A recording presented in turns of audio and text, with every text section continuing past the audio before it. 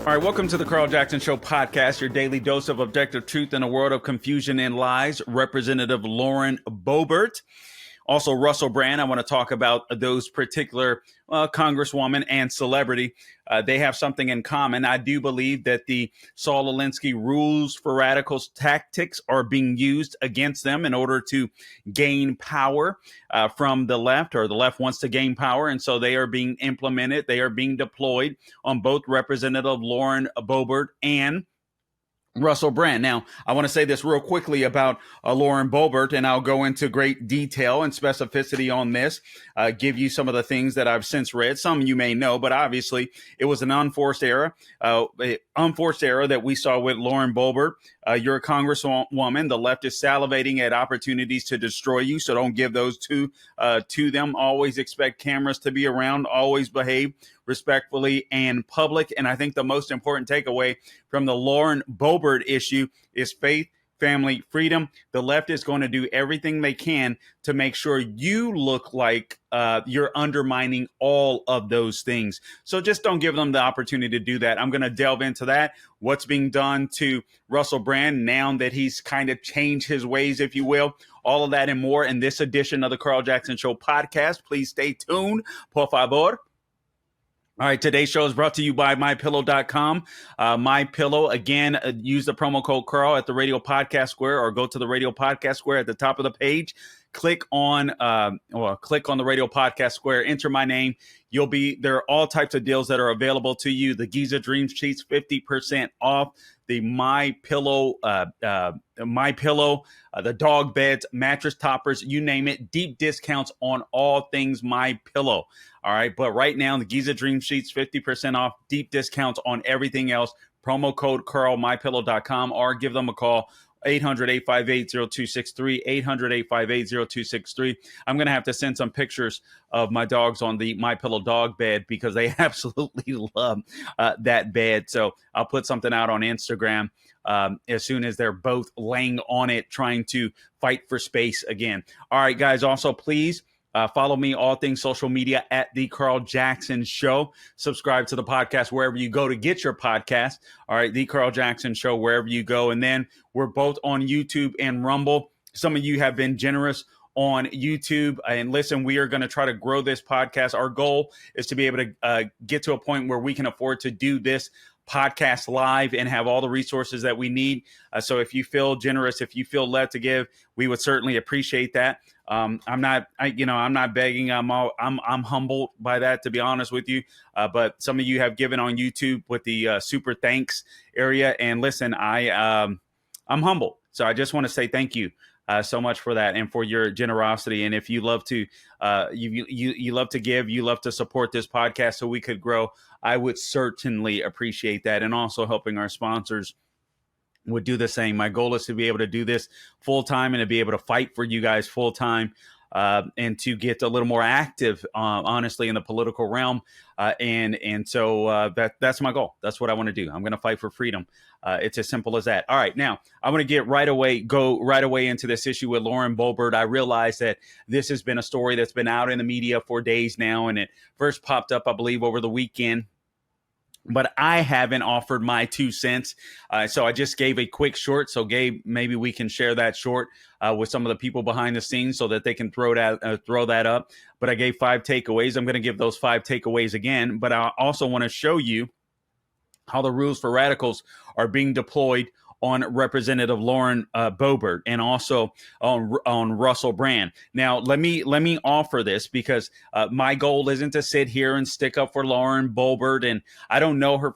Frankly, I don't know her faith. I always assume that when people run as conservatives, they have a faith-filled background of some sort. It doesn't mean that they're this big time Christian or evangelical Catholic or whatever it may be. But I assume typically when you run in the Republican Party, at least you have an understanding of the Christian faith or the our Judeo-Christian heritage, and you take that seriously, and you want to fight for that as well as some of the freedoms such as capitalism, our Bill of Rights, so on, etc. That's what I always assume.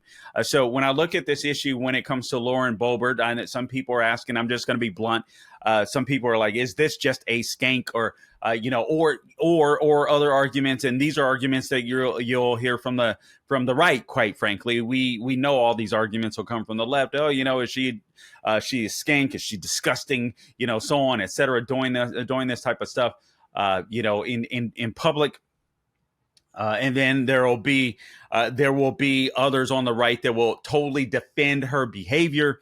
Yet at the same time, knock that. I forget the name of that one chick that's running for a state Senate seat somewhere. I forget what state. I believe it might be Virginia, where she's literally on ChatterBait selling sex shows to those that will watch she and her husband perform sex acts in front of them in front of a video. So many are saying, listen, the right can't have it both ways, and I would tend to agree with that. Here's the way to look at this. Again, I don't know Lauren Boebert's faith status, but I expect Christians to act like Christians. It's as simple as that. That doesn't mean that we don't fall. We are so imperfect. We realize that there's a God named Jesus, and he's the only perfect one. So we screw up all the time. We ask for forgiveness, and we ask for God's help to put us back on track. We do bad stuff all the time. We're only good by the grace of God, and quite frankly. And so that's that. So, but let me just say this: and when it comes to the political realm, this is such an unforced error. I don't care how you feel. I do care how you feel morally. Don't get me wrong, but this is just an unforced error. It makes no sense to me. I think you have to use a lot of common sense when you're in the conservative movement. Obviously, the left is going to do everything they can to try to undermine you, and you should know better. I think, and Lauren Boebert, to her credit, has issued an apology, and good for her. She should have issued an apology. And I think initially what she did was she denied that she was in the studio. Apparently, I forget the name. I think it's like Bellevue or something like that studio. She was watching Beetlejuice at a theater in Denver. Sorry, I have my phone up there. So she was watching Beetlejuice, a Broadway play that's been touring. She watched it in Denver, in her hometown. And initially, the calls were, at least according to the Denver Post, she was thrown out of the studio or out of the theater, both she and her boyfriend. She's recently divorced, I believe, within the last 6 months to a year. But anyway, for vaping, singing out loud, and recording on her phone when they had asked that you're not loud. And you're not recording on your phone. I would just say that in general, that's just a stupid play. I mean, seriously, it's just common sense. No, if the theater tells you you're a congresswoman, all eyes are going to be on you. I mean, this is just freaking common sense. I'm sorry, and it's not. This isn't to attack her, because again, she's apologized. But perhaps this will be a lesson learned for her and other conservatives in the future. You don't undermine your cause by doing something so stupid in public.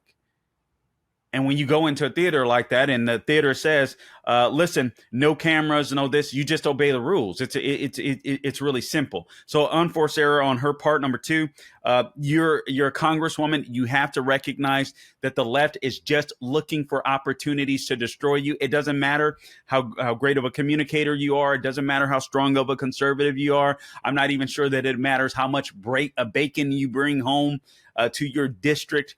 As many might say, once the left can throw you onto the fence and char you, they'll do just that. Did that even make sense? Throw you onto the fence, maybe throw you onto the grill and char you. Then they're going to do that. Many people were commenting on the issue with Lauren Boebert. I can't believe that theaters would have a camera up and so on, etc. Listen, it's a liberal blue state. I think that the left is good with surveillance. I would expect cameras to be around. Simple. Whether it's in the theater. I mean, at first I thought the same thing. Man, they have cameras in the theater, and then I'm like, it makes sense.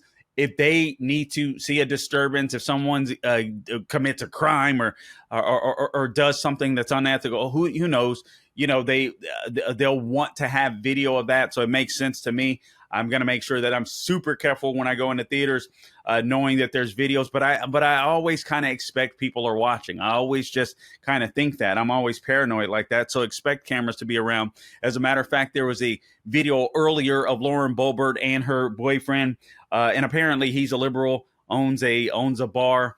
And there's been rumors that his bar threw at least one trans event or whatever. So it's like, what are you doing with this kind of guy? Listen, if that's who she chooses to date in her personal life, that is completely and solely up to her. But you have to recognize that the left is going to use ammo. The left is going to use it as ammo against you. You just have to be, and if you don't care, that's fine.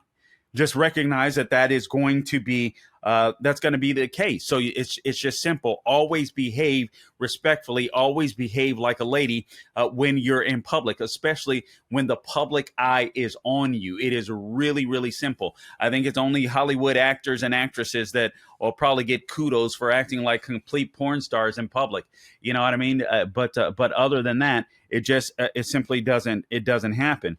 And the big picture, you have to understand what the left wants to do. And the big scheme of things is they want to be able to undermine faith, family, and faith, family, and freedom. They want to undermine those values, and also the rule of law. If you do anything stupid, if you're disobeying orders, or that's what the left wants to do. Without any further ado, here's what I want to do. For those of you that might not have seen the video, and perhaps I should have started with the video at first, that would make sense, but I was in a very talkative mood, so I just started there. But I'm going to let you watch the video. Now, I do want you to understand this. This is the second video that has come out. The first video that came out, I think I briefly mentioned it.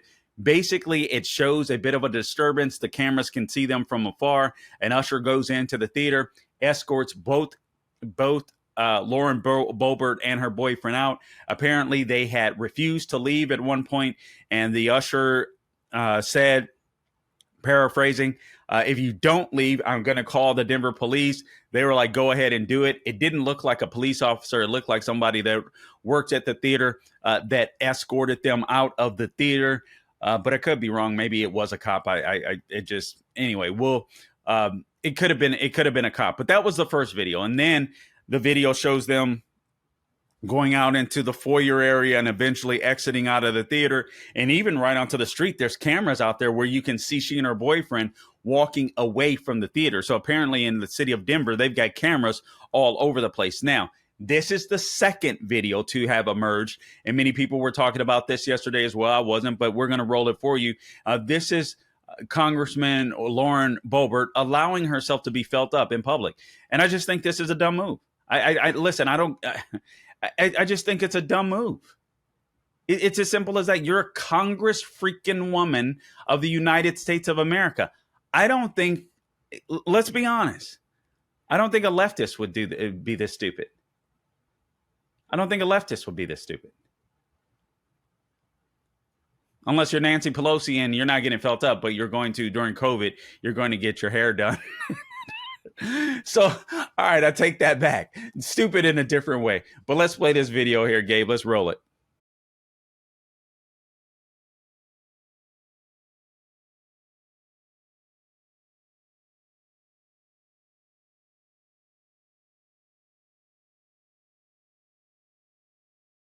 All right, so listen, it's pretty intense, all right? I mean, the dude is just straight up grabbing her breast like he's grabbing some basketballs and getting ready to go to the rim. Pretty intense. And then she obviously reaches for his crotch. Yeah, don't do that in public. When you're a congresswoman, don't do that in public. It simply does not make sense to me. So again, just real quickly, unforced error on Lauren Boebert's part. I'm glad she apologized. It is a lesson learned. Do remember this. She only won by 546 seats, I believe it was, fewer. Obviously, just over 500, fewer than 600 votes to win her seat. So she is in a purple district.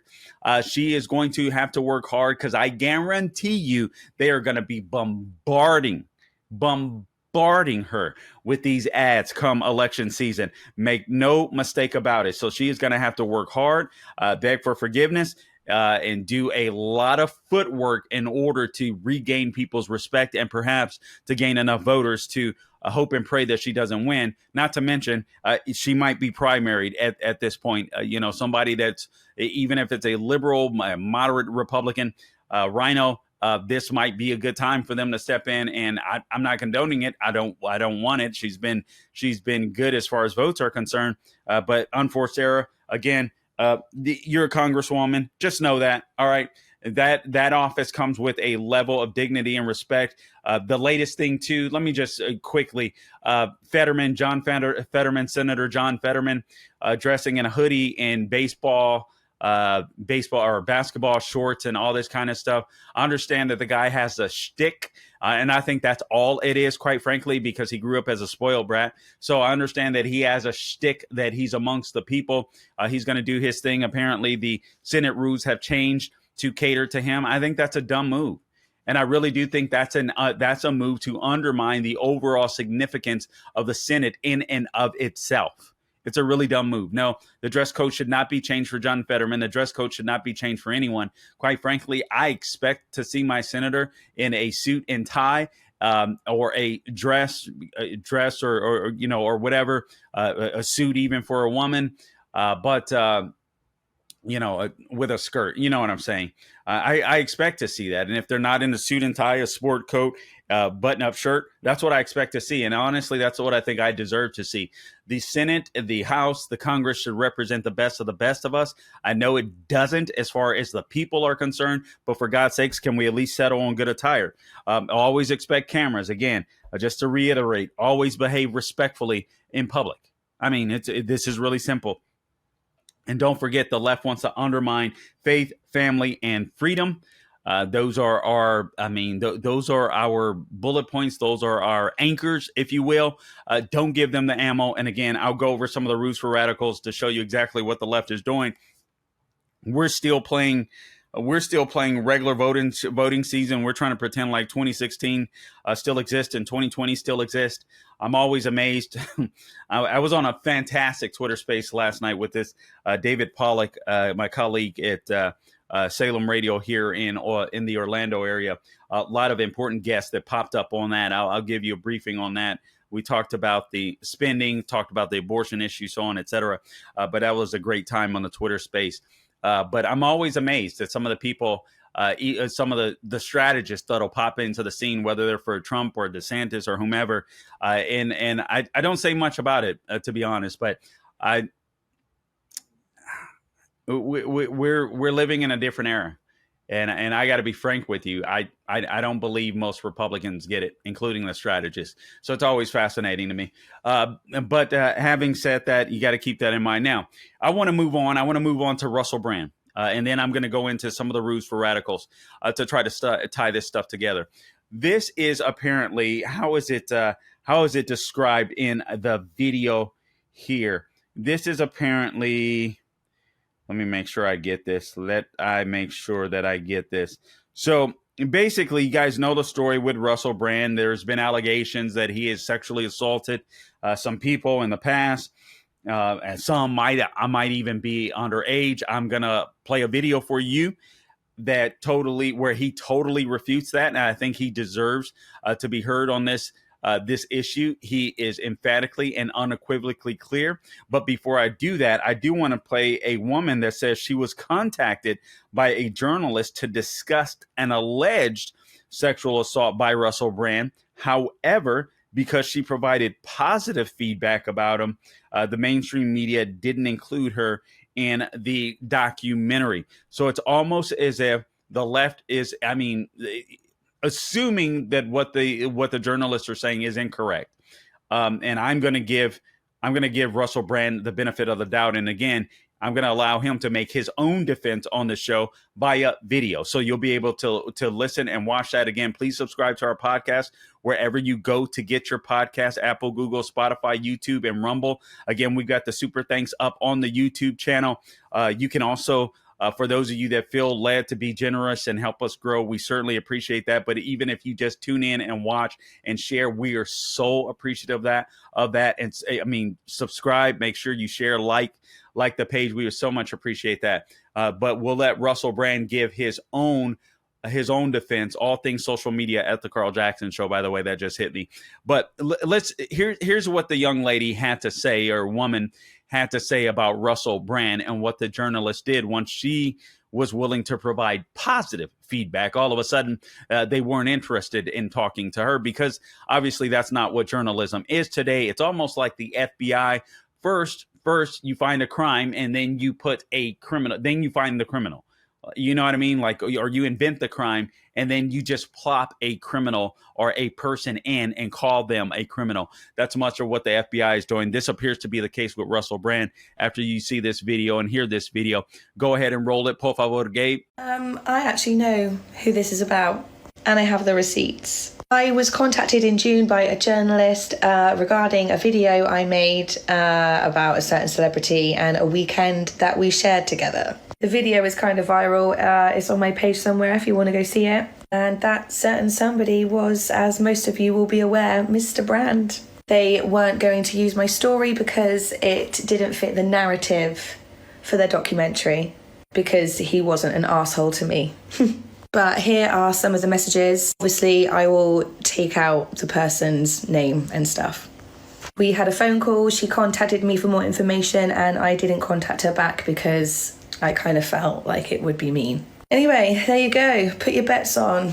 It's a documentary about the one and only Mr. Russell Brand. And just a fun fact. Astrology-wise, the lunar nodes of destiny have shifted into Aries right on top of his Mars and Moon. Written in the stars, baby. Okay, bye. Okay. I didn't get the latter part of that stuff, but anyway, it is what it is. But she said the perfect word: narrative. You have journalists that are in search of a narrative, and unfortunately that has become most of journalism today. I would contend that's become most of conservative journalism as well today. It's really amazing to me where we've gone, and that's what makes shows like this, independent shows, so important. Now, right away, let's go to Russell Brand and his defense, but I thought it was important to play that video first of the young lady, and thank you, Tony, for getting us that video, to play that video first so that you understand exactly what the left is doing. It's create the narrative, and then go after whomever it is that you want to go after. In this case, it is Russell Brand. Let's go ahead and play this video here, Gabe. Hello there, you Awakening Wonders. Now, this isn't the usual type of video we make on this channel where we critique, attack, and undermine the news in all its corruption, because in this story, I am the news. I've received two extremely disturbing letters, or a letter and an email, one from a mainstream media TV company, one from a newspaper, listing a litany of extremely egregious and aggressive attacks, as well as some pretty stupid stuff, like my community festival should be stopped, that I shouldn't be able to attack mainstream media narratives on this channel. But amidst this litany of astonishing, rather baroque attacks are some very serious allegations that I absolutely refute.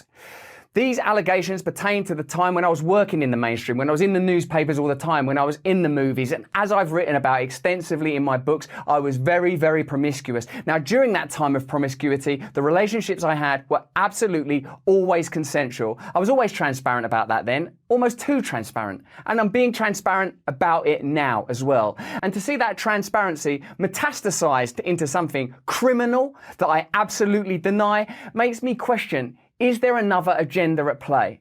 Particularly when we've seen coordinated media attacks before, like with Joe Rogan when he dared to take a medicine that the mainstream media didn't approve of. And we saw a spate of headlines from media outlets across the world using the same language. I'm aware that you guys have been saying in the comments for a while, watch out, Russell, they're coming for you, you're getting too close to the truth. Russell Brand did not kill himself. I know that a year ago there was a spate of articles, Russell Brand's a conspiracy theorist, Russell Brand's right wing. I'm aware of news media making phone calls, sending letters to people I know, known for ages and ages. It's been clear to me, or at least it feels to me like there's a serious and concerted agenda to control these kind of spaces and these kind of voices. And I mean my voice along with your voice. I don't mind them using my books and my stand-up to talk about my promiscuous consensual conduct in the past. What I seriously refute are these very, very serious criminal allegations. Also, it's worth mentioning that there are witnesses whose evidence directly contradicts the narratives that these two mainstream media outlets are trying to construct,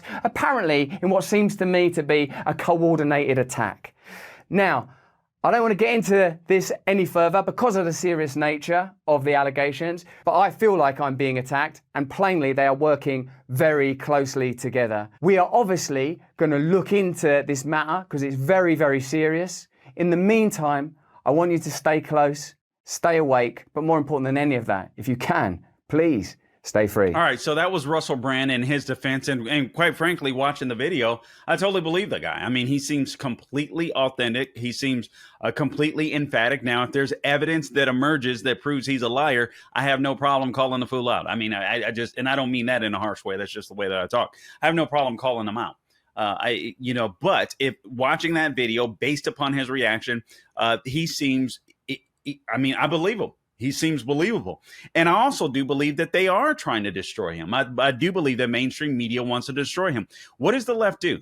What does the left do? They can't, if they can't defeat the message, they destroy the messenger, right? Isn't that what they do? Isn't that their modus operandi? Again, he said it, and he's right. You see it with Joe Rogan. You've seen it with Jordan Peterson. You've seen it with many people on the right. You had Dennis Prager, for God's sakes, called what was he called? He was called a Nazi or some type of anti-Semitic. You had Larry Elder called the blackface of white supremacy. God knows what all the names and things they used to say about Rush Limbaugh, and they do say about many conservative leaders and voices today. I mean, this is how the left works. They cannot. And the same is true, I would argue, for the Democrat Party. They cannot run on substance. They cannot run on policies. If you look at their cities, the crime is freaking insane. Everybody's a racist. The economy is in shambles while Joe Biden continues to lie to you, and the left continues to lie to you and claim that that everything is going swimmingly, despite the fact that you have the United Auto Workers striking. Car prices are going to skyrocket, at least within those particular brands. As longer they strike, it's obviously going to be harder and harder to get those particular models of vehicles that the affected factories make, if you will. Housing is getting more expensive. Rent, gas, food, groceries. We know all of this, and yet they lie. So they cannot talk about their issues. They have to destroy those that talk about and criticize their issues. That's exactly what they do. Let me give you just so you understand the 13 rules for radicals to gain power. Saul Alinsky wrote about this, and these were the tactics that the left has employed.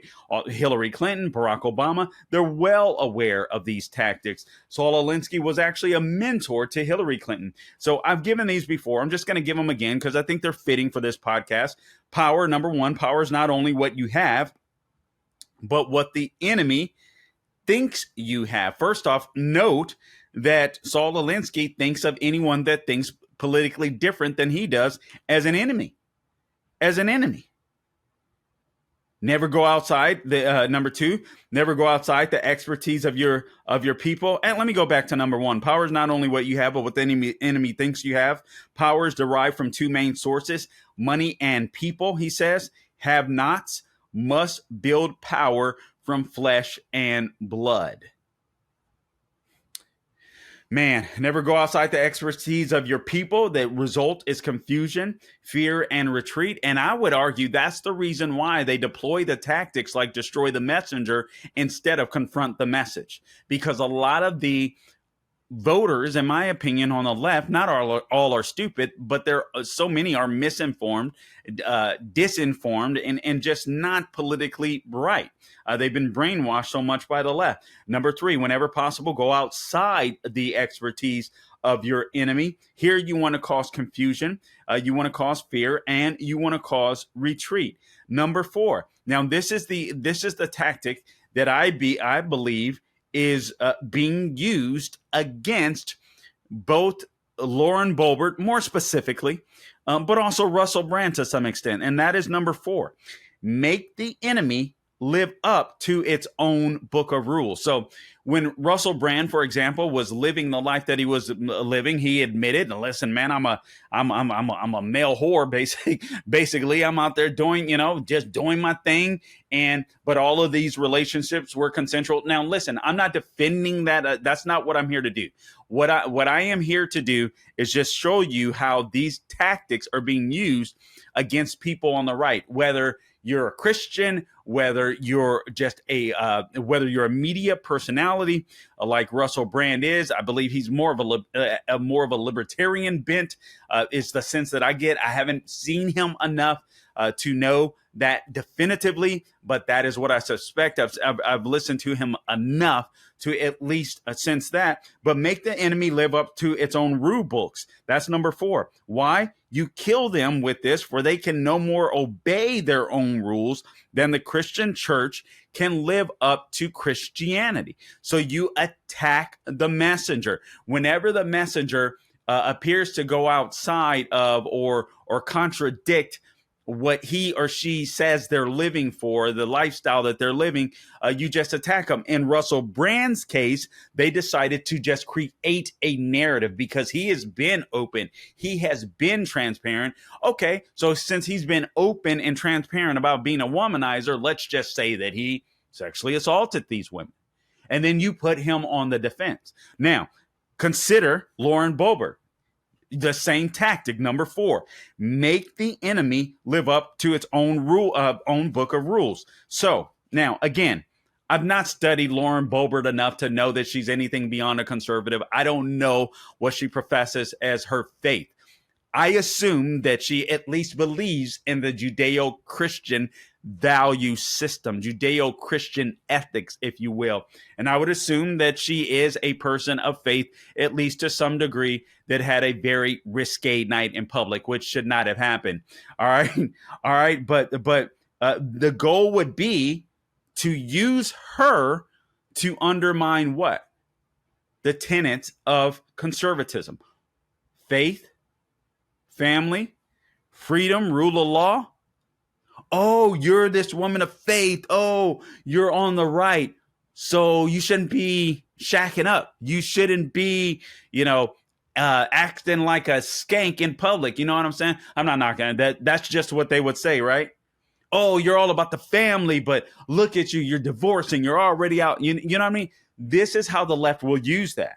You have to understand that. So they'll use our own values against us because they know that many people that subscribe to left-wing values don't understand the Christian faith. Listen, yeah, I'm a sinner. Yeah, I screw up big time. But you know what? When God convicts me, I repent, I ask for forgiveness, I move on, and I try to do better. And I grow closer to God. I grow closer to God. As I grow closer to God, I do better. God corrects me. Okay, Lord, forgive me. I submit. I'm sorry. I grow closer to him. I get to know him better. And I don't want to do those things. But it doesn't mean I don't do those things, because you're always going to slip up. You're human. That's just the way that it happens. But as you get closer to God, you lose the desire to disappoint him and to do some of those stupid things. Number 5, ridicule, man's most potent weapon. It is almost impossible to counterattack ridicule. Also, it infuriates the opposition, who then react to your advantage. We saw this with Sarah Palin back in the day. We saw this with the Tea Party. You see it with the MAGA movement now.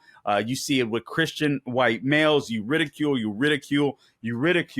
And then the goal is to try to get a reaction, which is why you don't often want to react. I think what Russell Brand is good. You just put the facts out there. Number 6, a good tactic. A good tactic is one your people enjoy. So Black Lives Matter rioters enjoyed rioting. Antifa enjoyed rioting. But there's also this sense of virtue signaling that a lot of people on the left have grown to love. That's why they love talking about the trans stuff. That's why they like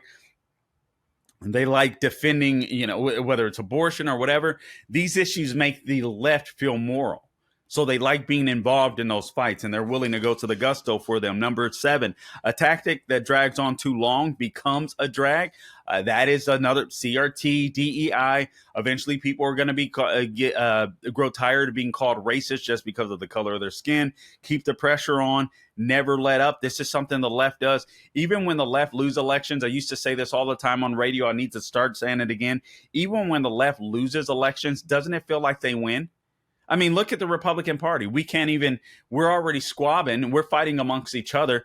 We're divided amongst each other on the issue of abortion because as a whole, we don't know how to get the narrative down. Last night, I was listening to debates on how we deal with the narrative, Trump versus DeSantis to some extent. And I just, man, the left has us fighting more intensely against each other than we are against them. Why aren't they on the defense? You had Governor Ralph Northam that was basically like, hey, have your baby. Once the baby is out, me and the mother can go in a separate room and have a conversation. And if she wants to chop the baby's head off, suck the baby's brain out at that time, we can do that. Let's put them on the defense. And then you had a guy that came into space that said, you're kidding. Republicans, or Democrats never say that. Oh, yes, they do. In New York City and California, they've crafted legislation. What the heck are you talking about? And I just gave you the example of Governor Ralph Northam. What's the name of the black abortionist that's in prison serving God knows how long because he was basically killing black babies up to the point of birth? Kermit Gosnell. Kermit Gosnell was his name. The threat is usually more terrifying than the thing itself. The threat is usually more, that's number 9. So the threat is usually more terrifying than the thing itself. A boycott, I think, might be a good example. Well, if you do this, we're going to boycott. But the truth of the matter is now, right, the right has gained some power with boycotting. We have the power, it seems to me, because we're starting to boycott.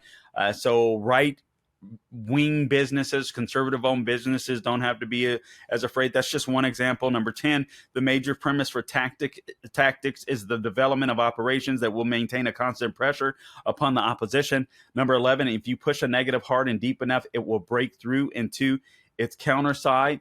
Number 12, the price of a successful attack is a constructive alternative. I think this is very clever, honestly.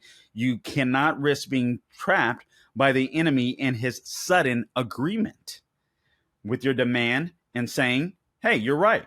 We don't know what to do about this issue. Now you tell us. So in other words, don't give your enemy the way that they would see it, an opportunity to reframe the issue.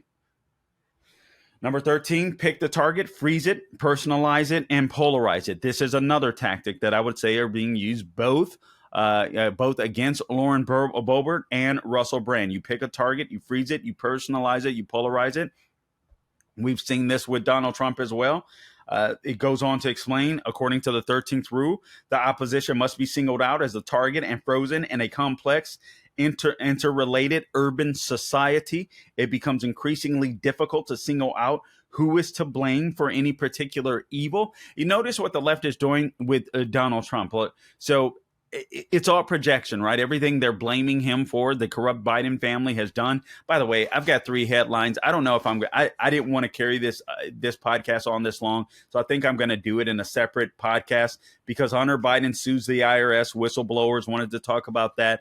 There's Joe Biden's emails. Follow me on Twitter. I'm tweeting this stuff out. Joe Biden's emails, alias sent phone numbers to top U.S. officials to Hunter. And that's from Just Facts Daily. Fox News, Hunter Biden text emails contradicts his lawyer's claim that that, quote, he did not share, close quote, money from business with dad, when in fact there's texts and emails out there that prove that were on the laptop as well, laptop from hell, as Miranda Devine calls it or has framed it. There's texts and emails that prove the complete and utter opposite. And so you have Biden's attorneys saying otherwise. So anyway, that is what it is. But again, just real quickly, again, the 13th tactic, pick the target, freeze it, personalize it, and polarize it. Again, that's what they're doing with Trump. Everything they pick, they destroy the man. Meanwhile, is straight up projection. Everything they're blaming him for, Biden has done. It's amazing. It's amazing. There's a constant passing of the buck. Obviously, there's no point to tactics unless one has a target upon which to center the attacks. If an organization permits responsibility to be diffused and distributed in a number of areas, attack becomes impossible. They're using these tactics against us. These are communists. These are communists that we're dealing with. We pretend like we're dealing with Democrats. We like to believe that we're dealing with Democrats. Even when even what I said regarding the abortion issue, you can go back to power is not only what you have, but what the enemy thinks you have. So you've got conservatives debating on the issue. Should we talk about abortion at, to this point or to this point? Oh, look at what happened in Kansas. Look at what happened in red states. And so conservatives have this fear. Oh, my God, we can't go too far. Listen, the issue has already been settled. Roe v. Wade has already been overturned. So the issue goes back to the state. So therefore, the argument is very simple. It should be very single by those on the right. And that is this. This is now a state issue. This is now a federal issue. Now, if those states get together and if those states I think this is what Trump should have said. I do think that his answer on that was disastrous and he gave the left exactly what they wanted. But it's fine. I think people for the most part will move on. But this should be the answer going forward. Yeah, it's as simple as this. Now, the issue goes back to the states. So there's going to be states where abortion restrictions are not as strict, in some places where they are. But this is now a state issue. This is not an issue for the federal government. If the states get together, if the legislators, however, get together and say, listen, I think we should come up with this set time frame, 15 weeks or whatever. Will I sign it? Yeah, whatever. Yeah, I'll sign it. If there's bipartisan legislation, yeah, I'm going to sign it. That's it. But right now, hey, this is a state issue. And by the way, just to address the issue with Kansas and these red states it was an amendment issue. What do I mean by that? It's these amendment ballot initiatives. So basically what the left is doing when they lose an argument, they drum up these amendments. They try to do this in Florida all the time. They'll drum up these amendments, which nobody can understand, which is why I always say just vote no on amendments unless there are people with your value system that say, wait a minute, or somebody that can break it down to you that says otherwise. I usually just vote no on amendments. Usually that's the best way to go, unless specified otherwise. All right. But they'll put these amendments on the ballot. Nobody can understand them. And then you vote, thinking you're voting one way when all you get is like a sentence or small paragraph, and the amendment somewhere hidden by lawyers is yay long. That's all that happened in Kansas. People got duped, to put it shorter. All right, voters got duped. Anyway, topic for another day. Guys, I appreciate you tuning in to the Carl Jackson Show podcast. Again, subscribe wherever you go to get your podcast. Please help out my sponsors. Support Mike Lindell, MyPillow, American Jobs, American Manufacturing, and a Patriot. But again, American jobs, American-made products. Products that work, products that you'll love, products that'll give you a good night's sleep. Go to mypillow.com, Radio Podcast Square at the top of the page. Enter my name, Carl, C-A-R-L. Give them a call, 800-858-0263. Don't forget to follow us on all things social media at The Carl Jackson Show. I'm on Twitter. I'm on Instagram, Facebook, True Social Getter. Also, again, subscribe to our YouTube channel, subscribe to our Rumble channel. And for those of you that are willing to hit the super thanks on YouTube, we're very much so appreciative of that. Some of you have done that. And I promise you that will not go for naught. We are going to grow this bad boy. That's what we intend to do, and to get more podcasts out to eventually go live. That is our goal. I miss live radio. There's nothing like live radio. There's nothing like interacting with people, even if I don't have a lot of guests, but being able to see pop up on screens and react in live time. I just miss that. And I want to get back to that. So we will be doing that as soon as we can.